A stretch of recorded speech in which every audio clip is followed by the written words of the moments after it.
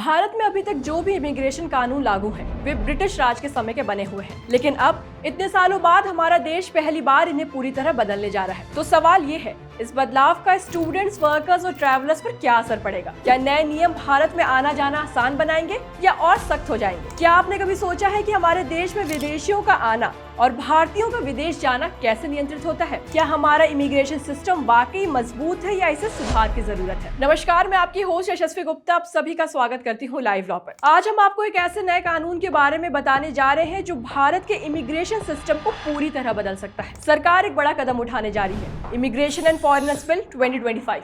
आइए जानते हैं कि ये बिल क्यों लाया जा रहा है और इससे क्या बदलने वाला है। जैसा कि मैंने आपको बताया कि इमिग्रेशन कानून कॉलोनियल एरा के बने हुए हैं। सोचिए, passport act 1920, registration of foreigners act 1939, foreigners act 1946 और the immigration careers liability act 2000।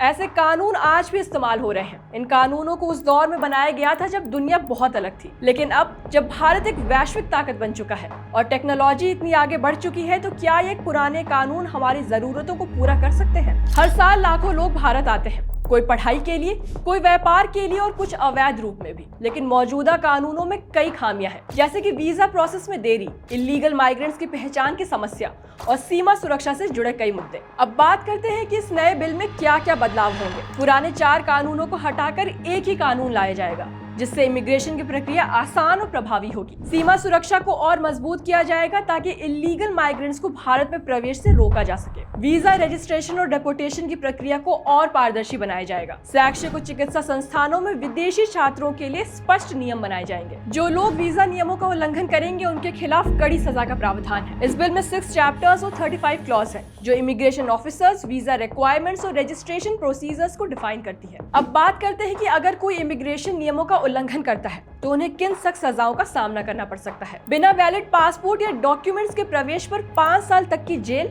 और 5 लाख रुपए तक का जुर्माना हो सकता है। जाली दस्तावेजों का उपयोग करने या वितरित करने पर 2 से 7 साल तक की सजा और 1 लाख से 10 लाख रुपए तक का जुर्माना हो सकता है। वीजा की अवधि से अधिक समय तक भारत में रहने पर 3 साल तक की जेल और 3 लाख रुपए तक का जुर्माना लगेगा। यानी अगर आप भारत में वीजा की समय सीमा से ज्यादा रुकते हैं तो आपको 3 लाख रुपए जुर्माना और 3 साल तक की जेल हो सकती है। मतलब एक छोटी सी गलती भी आपको जेल पहुंचा सकती है। सरकार का मानना है कि ये सख्त प्रावधान इलीगल इमिग्रेशन और फर्जी डॉक्यूमेंट्स के उपयोग को रोकने में मदद करेंगे, जिससे भारत की सुरक्षा और मजबूत होगी। अब भारत की सभी यूनिवर्सिटीज और मेडिकल इंस्टीट्यूशंस को उन विदेशी छात्रों और नागरिकों का रिकॉर्ड रखना होगा जिन्हें वे एडमिशन देते हैं, और साथ ही फॉरेन स्टूडेंट्स का रजिस्ट्रेशन कंपल्सरी होगा। मेडिकल इंस्टीट्यूशंस को विदेशी मरीजों का पूरा रिकॉर्ड रखना होगा और संस्थानों को नियमित रूप से अधिकारियों को रिपोर्ट देना होगा। ये कदम सुनिश्चित करेगा कि कोई भी वीजा नियमों का दुरुपयोग ना करे और सरकार के पास विदेशी नागरिकों की सटीक जानकारी हो। अब इस बिल के तहत सरकार को वीजा, पासपोर्ट और विदेशी नागरिकों के रजिस्ट्रेशन पर अधिक नियंत्रण मिलेगा। सीमा सुरक्षा को मजबूत करने के लिए नए नियम लागू होंगे। वीजा नियमों को सख्ती से पालन सुनिश्चित करने के लिए मॉनिटरिंग बढ़ाई जाएगी।